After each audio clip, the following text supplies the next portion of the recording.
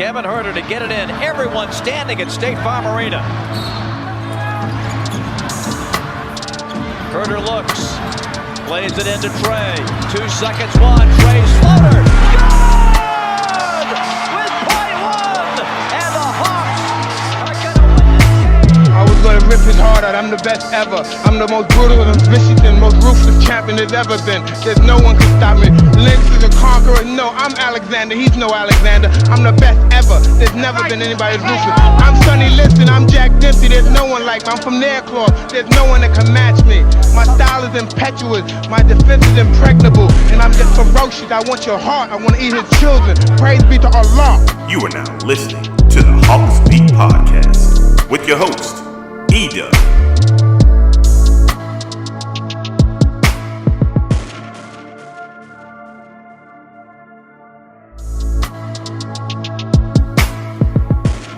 Ladies and gentlemen, boys and girls, what is up? What is up? What is up? Welcome to another edition of the Hawksbeat Podcast. This is the very first episode of season 7. Ladies and gentlemen, the season is beginning today. The season is here today. We are very excited to be covering the Atlanta Hawks for our 7th season. And although the coverage will be a little bit different this year, the access that we have been given is a little bit different, but we are adjusting and we still plan to give you guys some great content. Wanted to come on real quick and do kind of a miniature, not a miniature pod. We're not even going to say that. Just wanted to come a quick pod and talk a little bit of some Hawks news. And the thing that is in the news right now is one Mr. John Collins, as the Hawks decided yesterday that their camp and John Collins' camp were unable to come to an agreement. And so I wanted to come and just do a pod to talk you off the ledge, Hawks fans. If you are a Hawks fan and you're thinking, oh man, this is the end for John Collins, this isn't necessarily true. As my dog gives a shout out as he just walked into the room. This isn't necessarily true, man. This doesn't necessarily mean that John Collins' last day is with the Atlanta Hawks, but we're going to get into that in just a brief moment. Real quick, just wanted to give you some news for the week. Again, this is episode 1 of season 7. Make sure you subscribe to our YouTube, subscribe to the podcast. We're trying to get out content in different ways this season, and we're looking to podcast more. We're looking to do more stuff on the YouTube. So make sure, connect with us on our social media platforms, our YouTube, our podcast, and all that. We greatly appreciate it.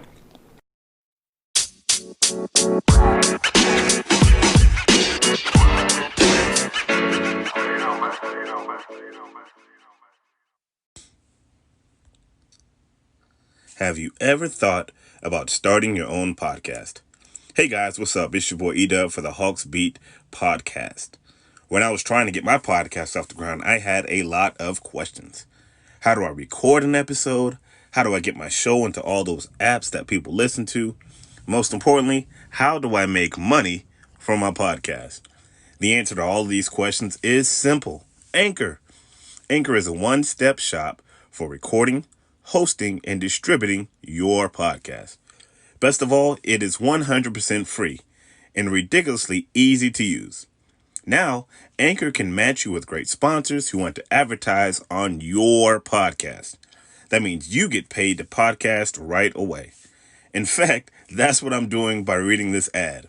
Look, guys, I have over 10 years of podcast experience, and Anchor is by far the easiest platform I've ever used. So, if you want to get started using Anchor and make money doing it, go to anchor.fm/start to join me in the diverse community of podcasters already using Anchor. That's anchor.fm/start. I can't wait to hear your podcast.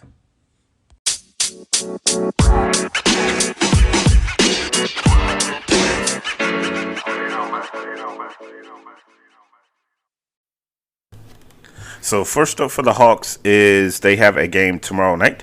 They will kick off their season in Chicago, taking on the Bulls at 8 p.m. We will probably do a post-game podcast after the game. If not after the game, first thing in the morning, we'll have a post-game recap podcast. And on Saturday, they take on the Memphis Grizzlies at 5 p.m. And we'll probably do a post-game podcast as well. So keep on the lookout. Assuming that no major news drops, those will probably be our next two podcasts. But again, Season 7, Episode 1, we're very excited about being here again. So let's get into it, guys. Let's get into it. I know what we're all here for. We want to know, is this the end of the John Collins era? And I will say this. It's okay. I want to talk you off the ledge. Does this mean John is going to be traded? Does this mean that he hates the Hawks? Does this mean that the Hawks don't want to deal with him? There are a lot of questions swirling. In a lot of cases, we have more questions than we do answers. So I don't want to come on here and say that I am the end all to be all. But what I do want to offer you is the facts. So here are the facts. The two camps have been unable to reach a deal and a contract extension. The day to reach that contract extension for rookie deals was yesterday. And they were unable to reach a deal. So, in one form, shape, or another, John Collins will in effect be a free agent of some fashion this offseason. Now, I imagine that the free agent that he will be a restricted free agent. And first of all, for those who may not know, so let me not assume that you guys or that everyone understands free agency. You have two types of free agents. You have an unrestricted free agent and you have a restricted free agent. Now, the unrestricted free agent is when a player has played out his contract, and once he's played out his contract, he is open to the highest bidder. He can go wherever he wants, and that is pretty much an unrestricted free agent.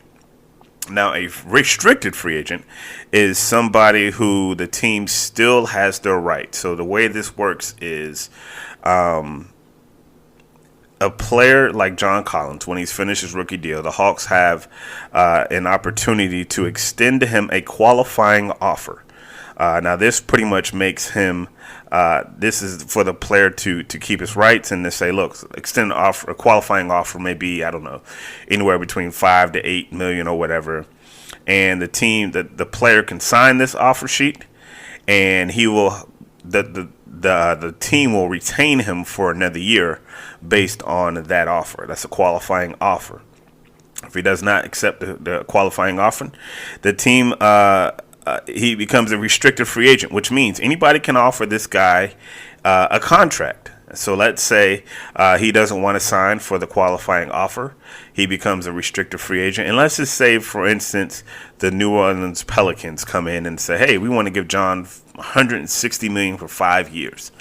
Now, because he is a restricted free agent, the Hawks have the opportunity to match that or say, you know what, that's a little high for our blood. You got him. So that's kind of how restricted and unrestricted free agents go in a nutshell. So I imagine that John will be a restricted free agent once this season is over. So here are some things that we have to understand.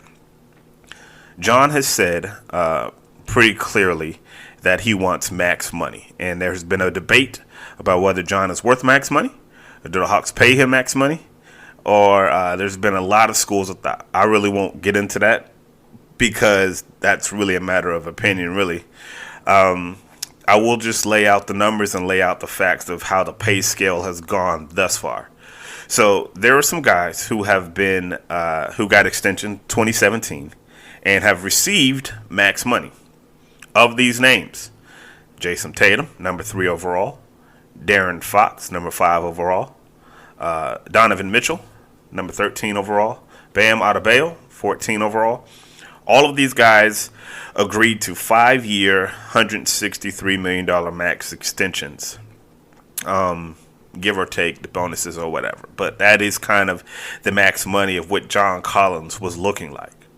So you have to ask yourself, or if you're in a Hawks situation, is John Collins worth the same amount of money that these guys are worth? Jason Tatum, De'Aaron Fox, Donovan Mitchell, Bam Adebayo.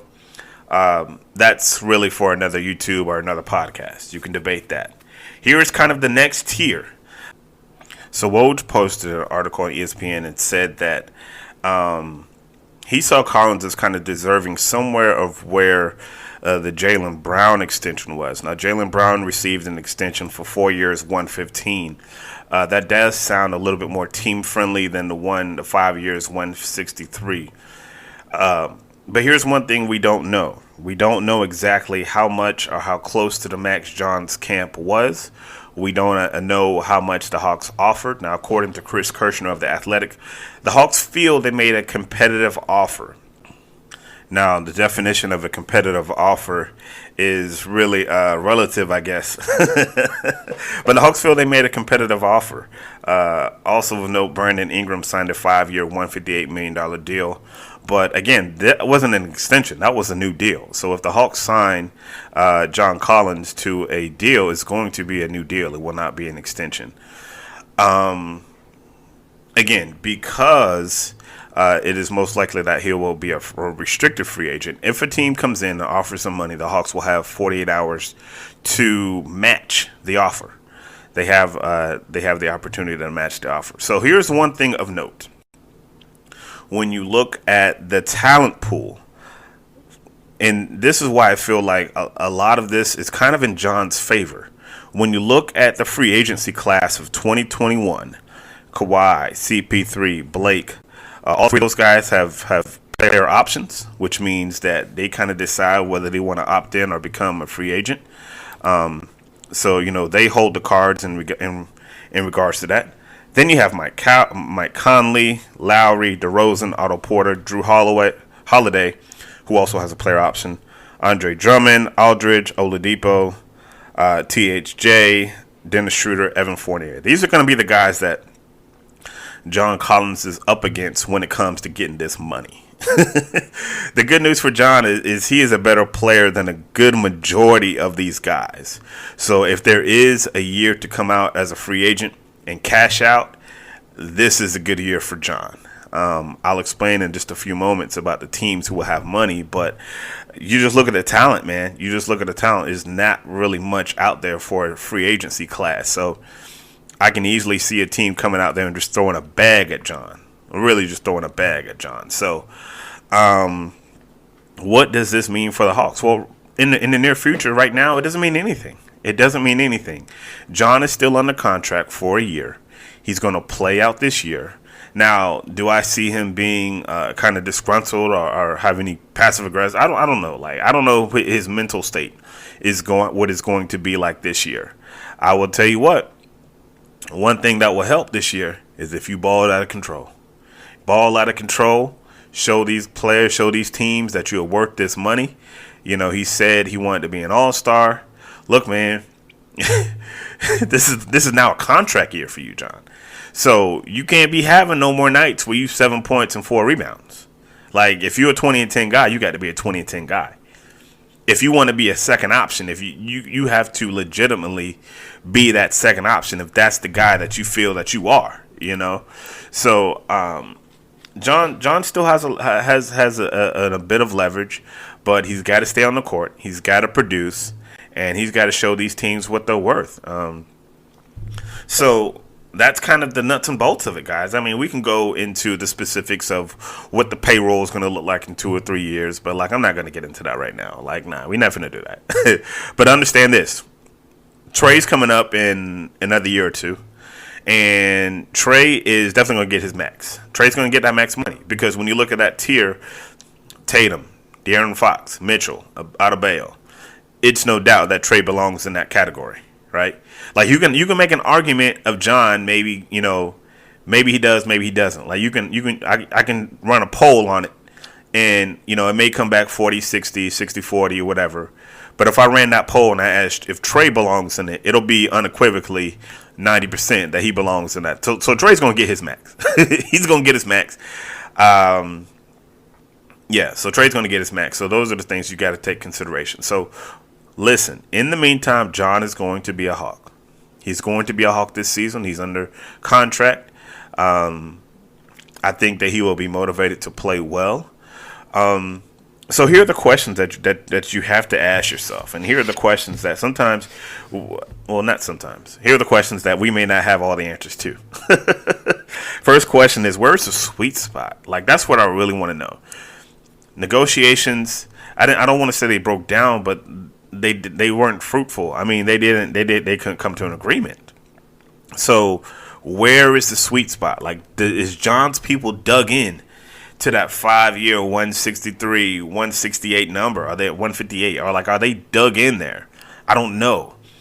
Where are the Hawks? Are they dug into to the Jaylen Brown like contract? 4 years, 115. Like, where is the sweet spot? That is one thing we don't know. I don't know it. Beat writers don't know it. Nobody knows it. But that's a question. As a fan, you got to be thinking about, okay, so where is the number? Number 2, do the Hawks view John Collins as an expendable asset with the addition of Okongwu, Capello, and Gallo? So here's the thing. Everybody wants John Collins on this team. But you added a guy like Okongwu, who is very defensive minded, and they believe he can be like a Bam Adebayo 2.0 or 1.5. If you believe that he can give you close to what John can give you, and couple that with a Capella and sprinkle in a Denaro Gallinari, do you believe you have enough to make up for what you lose in the John Collins? I don't know. I don't have the answers, but that's the question you need to ask yourself. You know, we haven't seen the Okongwu kid on the floor, so, you know, we don't know. But that is another question. The question on most Hawks fans' minds are the Hawks now going to trade John Collins? And I'll just say this. I don't think it is likely right now. I think they still think that there is room to... So the question on many Hawks fans is, are the Hawks going to trade John Collins? I'll just say this. I don't think it is likely right now. I don't think it is likely right now. We got to understand, folks, this is a business, right? So right now it's not advantageous for the Hawks to trade John Collins. And why would you trade John Collins if you really don't have to? Now, as the season goes on, as they get closer to the trade deadline, things may change. I imagine that folks are aware of the situation. Folks have already called for John Collins during, draft night. We know that, but he wasn't really for sale. But I will say this. If a team comes out with a package and offers a bunch of assets, like in Oklahoma City, who has just a bevy of draft picks. Like they have draft picks just to throw, just to spare. If they offer a package for John Collins and just an amount of draft picks that Travis Slink can't turn down, I imagine Travis is going to pick up the phone. He's going to listen. I imagine he's going to listen. But as of now, I don't believe the Hawks are trying to trade him. I just don't. So, again, this is a business. Things can change. One last thing of note. When you look at the money, and I always say look at the money if you want to understand how a team moves, right? So when you look at this offseason, who has the money? Who's got the money? So if John wants max money, you got to look at what teams can afford to pay him the max money. Now, we can go into trades and teams moving salary and making room for John. We can go into that. But we're not finna do that right now. So we're going to look at just a few teams that could pay John max money. And here are just 4 teams that I just saw that are going to have a lot of cap room. The aforementioned OKC Thunder, San Antonio Spurs, if they're ready to move on from LaMarcus Aldridge. Do they go ahead and offer John a max? The Chicago Bulls. And my wild card, the New York Knicks. Now, the Knicks are still on the cap, are still on the hook to pay Julius Randle between 18 and 19 million for next year or two. They just drafted a guy in Obi Toppin who is very similar to John Collins, and so you have to ask yourself, would the Knicks pay or max out a guy like John Collins and bring in a third power forward? I don't know. Maybe they can find a way to move Randall or something like that and play John at the 5. I'm not sure. But these are the things that you have to think about. So OKC, Spurs, Bulls, Knicks, they will all be in a position to throw John a bag of money. Now, if they throw John a bag of money, 5 years, 163, or 5 years, 158, do the Hawks let him go and get nothing? I don't know. I mean, these are some of the situations that could possibly happen. But again, for the immediate future, John's going to be fine. He's going to be an Atlanta Hawk. I imagine he's going to play hard. I imagine he's going to compete. And he will be ready to play when the season starts. So, again, thank you guys for checking out the Hawksbeat Podcast, episode 1 of season 7. Stick with us all year. Make sure you subscribe to us on YouTube. Follow us on all of our social media platforms. And we'll see you when we see you. Like we always say, man, God is good all the time, and all the time God is good. If you don't know him, you need to find him and show him love, because that is all he is showing you. L-O-V-E, love. Peace. We out. freebeats.io freebeats.io freebeats.io